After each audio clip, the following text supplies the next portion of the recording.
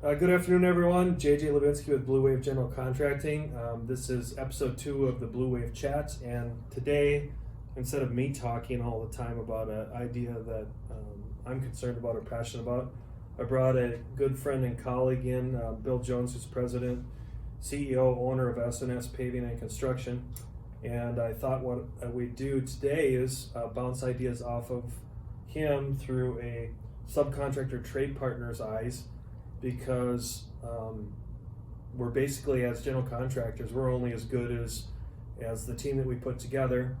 And Bill and I have worked together enough in the past that we almost, I won't say we complete each other's sentences, but we kind of know how to work together in a way that basically gives value to the customer, even though they might not know it. So in other words, when I ask S&S Paving to look at a job, a lot of times we reverse engineer. In other words, Bill and I will talk about the end solution and kind of work it backwards. Instead of, a lot of relationships are based on a bid scenario, and I don't think we typically do that, at least in our relationship. So having said that, I think what I'll do is just start off by asking Bill, in today's market right now, in a typical week with all your general contractor partners, how much work are you looking at, and what dictates who you're going to work with and why?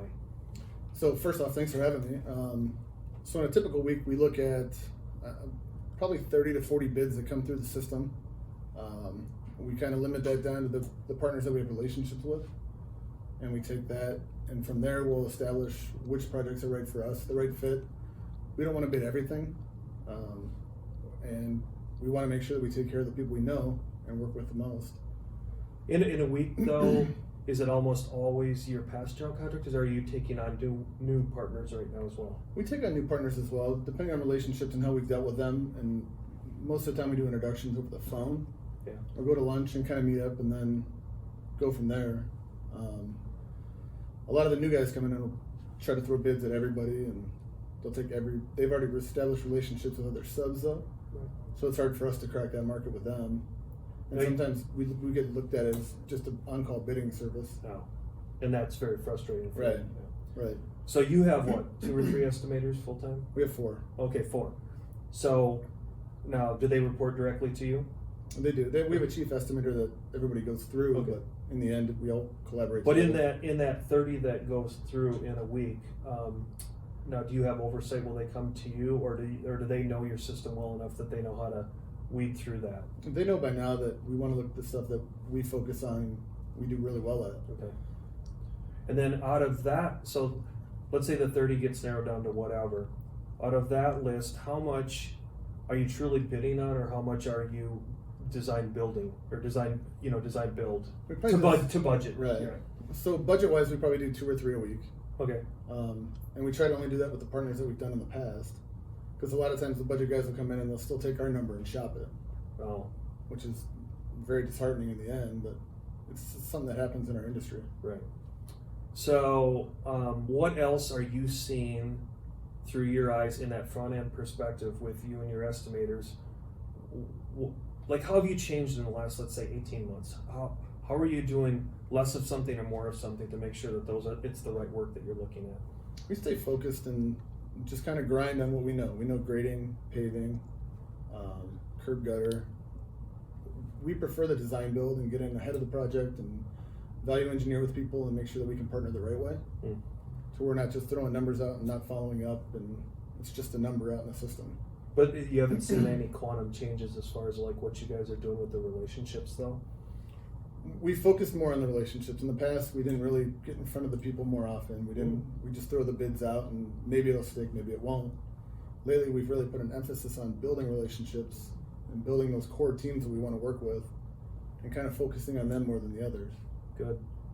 So now let's go to the next step. So now you've entered into an agreement or partnership. Let's focus on the design build, because that's always more fun. Right. So now you have a project that you've developed a relationship with the GC and you're going to go forward. For anyone that's listening now, explain how does that transcend out to the next level? And what I mean by that is, I don't think a lot of people realize what it takes for you guys to go to your supply chain and your vendors. So in that market right now, explain where are the boogeyman and how are you guys circumventing that so it's successful? Because ultimately, I carry the ultimate risk, but then you carry the next ultimate risk as my thought partner, and then it cascades down to all these other venues. Right. But again, explain to the people listening, how does that look in today's market, especially through your eyes?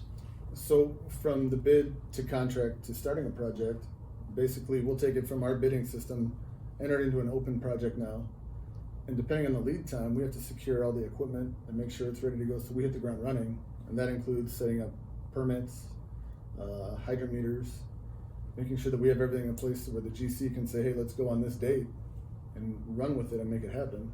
A lot of times we're getting told by the GC, hey, we need to start next week. And in this market, it doesn't happen very often, just because of all the things that go into it now. So where are the challenges? Like, let's throw one out there. I'm going to say, all right, Bill, what about the challenges of the commodities market? In other words, aggregate, oils. How are you guys? What are you guys doing differently now than you had to do, let's say, even 2 years ago, to secure that? So just in the last 18 months, Phoenix has released a bunch of asphalt projects, and the other municipalities have as well. So material plants are 3 to 4 weeks out. So we rely on the GCs and our schedules to set materials 3 to 4 weeks in advance. And a lot of things go into that with weather and general site conditions, and we need to plan ahead and make sure the ABC is going there a week before the asphalt, and we're getting everything graded out and hitting our schedules.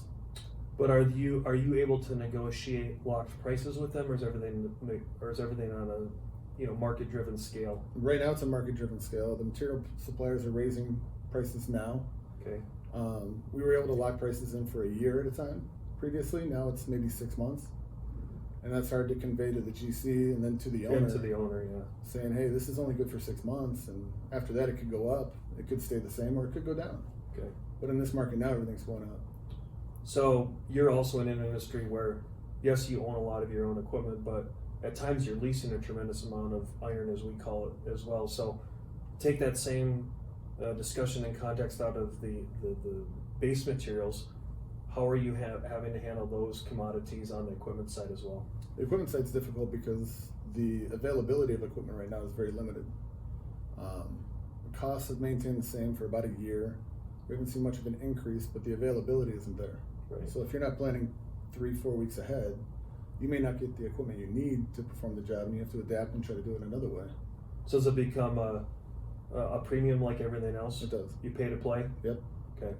We keep equipment longer than we need to so we can have it for jobs and not give it back to a rental company or a leasing company. So there's a burn or carry there per There se is. on your bottom line. Okay, so let's go into the tough one that everyone doesn't want to talk about, but it's pivotal. We've talked about the equipment, the materials, and the third leg of that stool is always labor.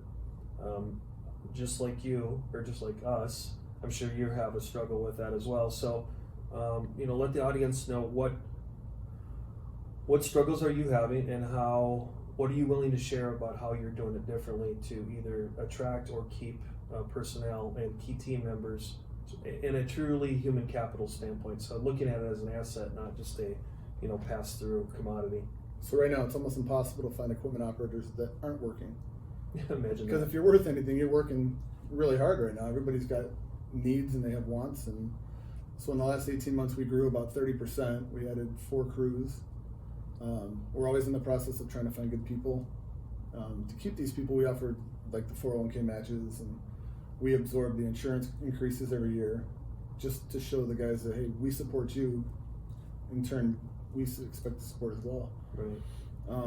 I'm big about training within and promoting from within. So we try to get the guys in on the ground level and just teach them and grow them into what we think they can be or what they want to be. Right. Well, I know you've been around long enough, and I have too, that the poaching mechanisms that are in our market right now are, I've seen enough cycles that I think it's short-lived. I realize it's a necessary evil in this market, and it happens. You're not going to holistically get rid of it, okay? However, I tend to agree with you. I think the better companies, whether it be the GC, the subs, the vendors, anyone in that supply chain, we're all battling the same problem right now. And to invest in the culture and the people is the one thing that I think is a differentiator between Jim Collins is good to great, if you want to call it that. That's just one of the things. But yeah, I think we're all faced with that. So that's again why we're talking today is what differentiates what I call the transactional relationship between a subcontractor trade partner and a GC, and or a relationship based one. And that human capital piece, maybe I'll ask you the question is, like when I look at your organization, I look at it as our team wants to work with your team.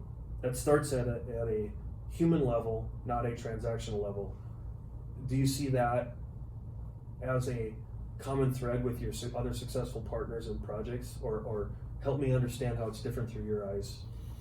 So with you, it's a little bit different. I mean, we've had this relationship, you and I, yeah, which really helps because we have that trust with each other. With other GCs, they strictly look at it transactionally, where you have to be the low guy, and whether or not you can get to that number is up to you. But we prefer to do negotiated. I'd rather work with great partners and make it work for both of us in the end, rather than have to be the low guy. And I find that the low guy always tries to change order and somehow get that money back in the long run. And I don't want to be that company. I'd rather be a company that goes in, we're open book, we talk through everything, we work through the owner's needs and get stuff done on that level, rather than have everything be transactional and it's always about dollars and cents. And I'd rather not be that way. So now let's take, again, so to put it in context for the people listening or watching, we'll just talk to your industry, but I think it'll speak volumes about what I'm going to ask is, when you go to your trade-specific whatever, you're going up to Vegas for the trade show of asphalt and grading or whatever, you're at the ABA and it focuses on just civil guys. What's the chatter? What's the talk? What are the concerns right now, if they are anything different than what we talked about? And or where do you see the next opportunities coming? So both from a risk and a reward perspective, what's going on kind of intrinsically in your sector right now? Our sector right now is basically driven on labor and availability. You can only take on so much work. Right. And a lot of the guys are taking on more work than they can handle, which gets themselves in a little bit of trouble. We try to avoid that, but we've taken on a lot of work just with the thought that we'll get to it, we'll make it happen. Right. Trying to balance, and the other guys in the industry we talk with are feeling the same constraints with the labor force and materials and equipment. It's just a nervous time with how much work's out there and how much work we can actually get to. Yeah, I agree with you. I'm speaking to that point. I remember it's not as same as it was in, call it 2006, 2007, but some of the calls that I've received as a general contractor basically involve where another GC might have overstepped or overcommitted and they can't perform, and so now that owner is frustrated, and so consequently we get the call, hey, could you come in and not save the day, that's overstated, but just pick up the pieces. And that, I realize it is what it is, it's market driven, no one's going to be perfect, but it kind of scares me a little bit because drawing from the same resource pools, eventually is that going to run dry? The answer is, well, maybe, Right. So I think we're all dealing with that same paradigm, if you will, but I don't know. The other part of that, the exit strategy part, is how does that same market segment get dispersed evenly or in a new format to those that can still perform? So in other words, we're talking about the bad things, but there's plenty of good companies that are seeing this as an opportunity cost and doubling down, like what you're saying. They'll invest within, they'll train within, they have the capacity to grow, they can take that fade, if you will, from the other companies and then grow it. So I know I can speak to Bleuwave's position that's kind of some of the ancillary markets we're looking at, is how can we still be ethical and moral and do what we do best within a segment, or not so much a segment, in an area where it maybe previously was saturated, but they were overcommitted. Are you guys seeing some of that as well? We see the same. We get calls all the time to come in and finish projects or pick up where maybe somebody left off because of the fact they can't perform and show up on time, which is hard for us because we have commitments already. Right. And we're willing to step in and help to a certain extent, as long as it doesn't overextend us and put us in the same position that other contractor was in. So making sure we have our resources available, to a Bleuwave or some of the other GCs we work with is critical for us, because we don't want to lose the relationships we have based on underperforming, overcommitting and underperforming. It's a terrible thing to me. So let me ask you another question, Bill, is let's say the market takes a correction, if you want to call it that, or an adjustment down, or the coronavirus thing turns into actually something that, whatever. I'm just using that as a scapegoat here for the conversation. And how are you looking at position SNS so that you're not a 2010 tragedy again? I mean, that's overstated again, but just in the context of this conversation. Right. So we own a lot of our own equipment. We don't want to purchase a lot of equipment right now and overextend ourselves financially. We need to be financially responsible and fiscally responsible, so that there is a dip, we can still keep our guys busy. And we're trying to mold into other markets as well. We're focusing on some municipality stuff, some longer contracts that could maybe drag out through a downturn that could help a company survive that kind of dip. And we went through it in 2009, 10, 11. Right. It was a tough time. We were probably months away from closing the doors. Like many of us. Completely honest. But you bring up a good point, is there are those other markets that actually look at those as that's when the upswing happens. Correct. Based on bond rates or whatever. The other side of that pillow, quote unquote, is where if you're positioned right, there are opportunities there as well. So thank you for answering that. Now let me spin it back to you. What, in light of what we've been talking about, what do you see as either obstacles or questions you would like to ask the GC market to either focus on or change in the next, half a year to a year? The biggest question I have for GCs is, what are the biggest hassles as far as schedule goes? I know a lot of it's controlled by subs, but I think some of the schedules are unrealistic, and I don't know how you guys develop the schedules internally for your certain projects and permitting wise, and when you're going to go vertical, when you're not going to go vertical. There's just a whole different thing there where maybe we don't understand as a sub, where the schedule is controlled by us, but really you guys are developing a schedule and kind of pigeonholing everybody into that. It's a great question, and I'll answer it in that I think it's a mixed bag of everything.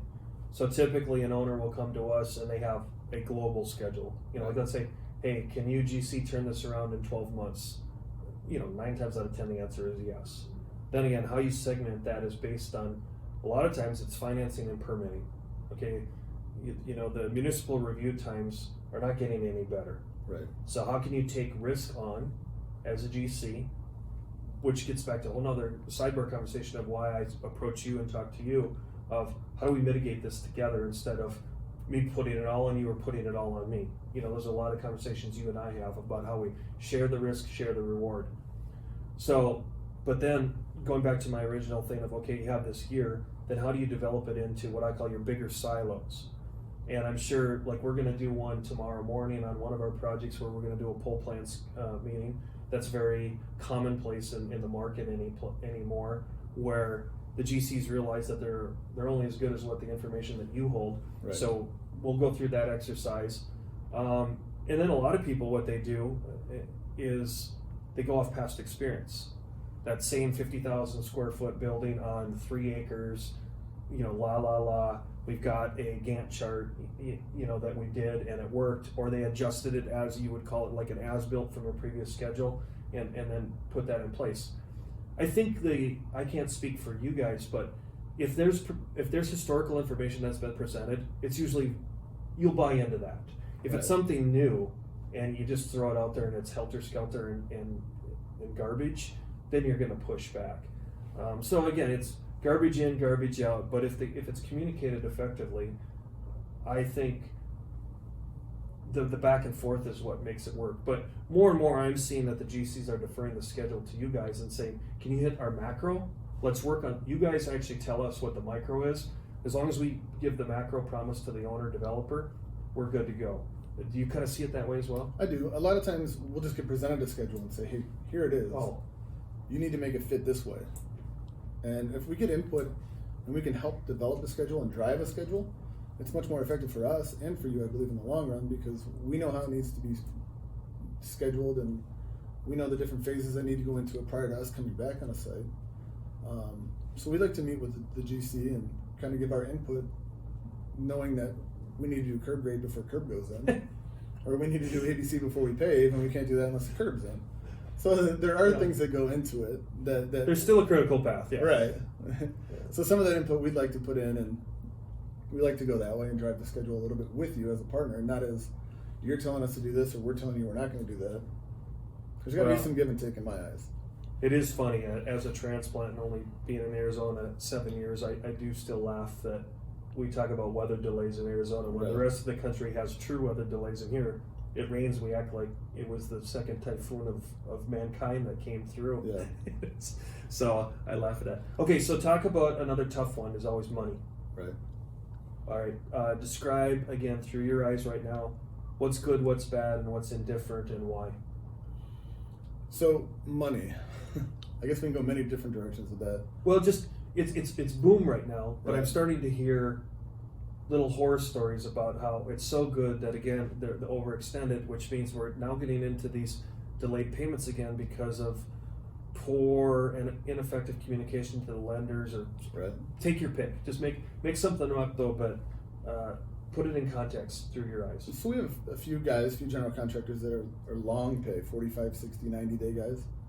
And we've come to expect it from them now, but we're basically funding the job for those 60 to 90 days while they're waiting for payment from an owner, and then we're in turn waiting for a payment from the GC, which I don't know if the owner pays in 30 days. I don't know if they pay in 45 days. I don't know if they pay right away. We're not working hand in hand with the owner direct, so a lot of times we don't know if they've been paid right away. The paid when paid. So have you ever fought that contractually? Yes and no. It's kind of a touchy subject, I guess. Right. So if your relationship is good, There's not a an trust issue. factor, yeah. If you're just going in as a hard bid, then it's a little bit more risque. Yeah, and you start threatening liens or anything else on a project, and everybody gets upset. Right. Relationships get burned, but you have to protect yourself in this market. Yeah. You can have millions of dollars out on multiple projects waiting to get paid, and if you don't get paid in the end, then that could be critical to a lot of companies. What about another subject I see a lot right now is what I would talk about, this assumed risk. And what I mean by that is, again, without disparaging or belittling our municipal base, there's not enough inspectors, there's not enough plan reviewers, there's not enough things like that. So consequently, we're taking on much more of the risk on a design build, call it what you want. It may not even be design build, but when I look at how much time and energy you and I in particular spend on testing and things like that, what's the buzz or what's the talk in your industry about that? Is it going to get better? Is it going to get worse? Is it going to stay the same, and why? So municipalities are trying to hire more. They're in the same industry, same problems we run into. Right. The labor force is limited. You need to train and build from within. But how much time can you invest in someone before you realize they're not the right guy? So, like to your point, trying to schedule all the inspections and have everything done in a timely manner to make sure the project doesn't get held up becomes much more of a challenge. I think the municipalities are doing it the right way, and they're trying to get the right people in. They're actually taking from our industry for some of the civil inspectors, and so some of the guys are applying knowing that it's a municipality job, great benefits, great 401k, great Security. Security. But is that a lifetime decision for them? I don't know. If the market collapses and they need to reorganize inspectors, and do they get toasted first? I don't know. Right. And again, this is more of a rhetorical question. I actually want to do another podcast on this topic alone, but I'm curious to get a group together where we talk about the future risk scenario. In other words, we pay for insurances, we pay for bonds, and yet we're still going through traditional means and methods. Right. So as we continue to pay more and more premiums to CYA on behalf of our owners or ourselves, for that matter, protecting our own balance sheets and those of our constituents, if you will, yet this isn't changing on the other side of the equation. I'm wondering if there's a tipping point where those costs actually, we just go all in. In other words, we'll take even more risk because we're almost there anyway. Right. And then even take a job right now. How much of it is third-party inspected versus the municipality having jurisdiction, if you will? I've never seen it any higher than it is now, and I'm wondering, is it going to go all the way? So I'm curious to have that conversation, because I don't think incrementally we would have to go too much further to just take all the risk. I don't think so either. And I honestly, I don't see the risk there. I mean, the arbitrage between the delta between what that increase in cost is versus the coverage, I have a feeling that gap's pretty small. And from an owner's perspective, I mean, starting a project without inspections, as long as you have a third party and special inspections, you get the project out of the ground. Right. You're not waiting for all the permits to come in. You're not waiting for everything to start. You're going, and the owner can see and actually get returned quicker rather than waiting 3 to 6 months for a plan review. Is there anything else that you can think of that we haven't touched on as far as the relationship between trade partner, subcontractor, and GC that's just either been nagging on you personally, or that you would like to see something be addressed globally? I think scope changes, just on the go scope changes, where you and I may meet in the field and say, hey, this will benefit the owner, and it'll take you 2 hours, instead of waiting for someone to review it and have a formal change order written, given to you, to give to the owner, to get back to you, to get to us. I think if we can make a decision in the field and keep the project going forward, rather than stopping to figure out I think that may take 2 hours. Right. I think that's huge. Do you think, again, that's everyone being risk averse? I think so. I think everybody's trying to cover themselves. Oh. So in other words, instead of everyone just trusting the verbal, or the FCO as we call them, field change order, we're bogged down in our, whatever the word is, attorney-driven contract type stuff. Okay. Right, where you and I can make a decision in the field and say, yes, it benefits everybody, let's get it done. For the record, his people and my people, if that's the right word, we drive them nuts because we do it on the fly all the time. We do, yeah. That's one thing JJ and I do a lot, is change scope and get things done as we need to. Is there anything else you'd like to talk about in respect to the relationships? What does the GC look for the most out of a sub? Trust. It's trust. I can use our short tenure together. Well, it's longer, but it's still short in terms of industries. Yeah. It's not like we've known each other 20 years, but we hit it off from the get-go because we didn't nickel and dime each other. We were able to kind of read each other's own way of managing our respective organizations, and it just clicked. And for the record, it's beyond Bill and I. I mean, we have many trade partners that I have the same relationship with Bill, and he has the same with his other general contractors as well. It's just we feel very comfortable talking about this together. So trust, trust, and trust. In other words, not distilling it down to formalities in contracts, formalities in hard bidding, formalities and all those things. In other words, I call it the 1985, business model. I just don't believe in that anymore. So I feel I can trust you guys, where I'm like, here's the project. I know your estimators well enough that I'm like, here's what I'm thinking. Tell me where I'm missing it. Right. And then you guys just come back and go, JJ, you're wrong. You're, like even our last situation where technically we kind of missed our communication on an over excavation. Correct. But we figured it out. And it ended up being kind of a moot point. But that's the synergy and the working relationship that allowed us to not get into a pissing match, because our trust and our relationship came first. And then we figured it out, right? Right. Yeah. So to me, that's the answer. Okay, now the mirror's in your court. Same thing, different, what? Trust is huge for us. Yeah. If there's not trust between us and you, then we wouldn't do half the things we do. Like I said, changing scope on the fly, I wouldn't do that with a lot of people. Right. And just having that trust that we get it done the right way, and in the end, everybody wins. Because the owner down. Because speed is money. Absolutely. Yeah. Time is money. Well, Bill, thank you. For those of you listening that know Bleuwave but don't know S&S Paving and Construction, look them up. Look up Bill Jones. They have a social media presence as well, and building by the day. So thank you for listening, and look forward to the next episode of Bleuwave Chat. Thank you.